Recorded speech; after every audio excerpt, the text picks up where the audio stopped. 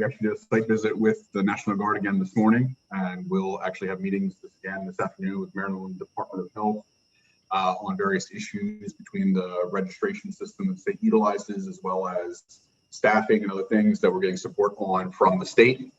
We'll continue those preparations. We are looking at a whole host of opportunities in terms of, transportation options to get people to the site, how the site will be, what security will look like at the site, how traffic will flow through the site. So there is a lot of work for us to do over the next several weeks to get this site ready. It's not something that you just take the key to this door and you go in and you start operating. And I would imagine that we're going to, ramp up from the beginning, and the site will look potentially different from the first day we operated to when we reach our peak. And so we've got a lot of work to do, and we'll be working very closely with the state and our county partners, as well as Holy Cross Health and Montgomery College, to make this site be successful. I just want to remind people that, like all of the other states' mass vaccination centers, it is open to registration and scheduling to residents outside of Montgomery County. So while I expect our county to get a lot of these vaccinations, the total number will not reflect all county residents.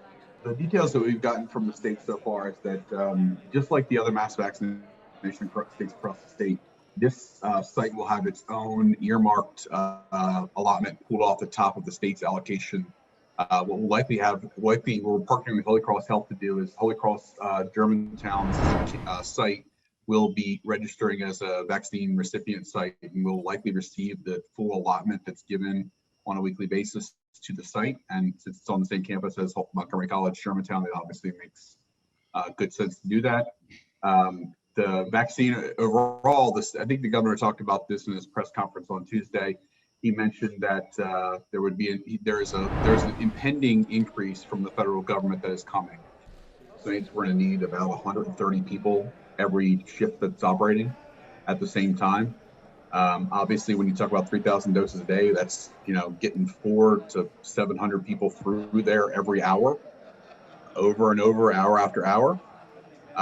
While also considering how are you going to be able to meet the people who have mobility needs. Obviously, we still have a portion of our 65 and older population. We're just getting into the phase where we're talking about people with underlying health conditions. Many of those are significant and may require modifications to our process. We're trying to get transportation set up between our various transportation hubs across the county, because we know that this isn't going to be a drive-up site. This is going to be a walk-through site, which means we need to get people to the site.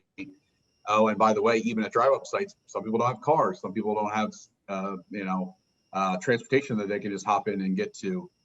We have to make sure it's equitable. What we also want to continue to emphasize is that the mass vaccination site can't be the only source of additional doses, as we know that not everybody within our community has access to those sites. Now, we will, as Dr. Stodddard mentioned, we will do everything we can to remove those obstacles as best as we can, but we also recognize that we have to continue to build up the infrastructure that we have in place in terms of having multiple venues that folks can access, including additional large community sites consistent with what we are doing now.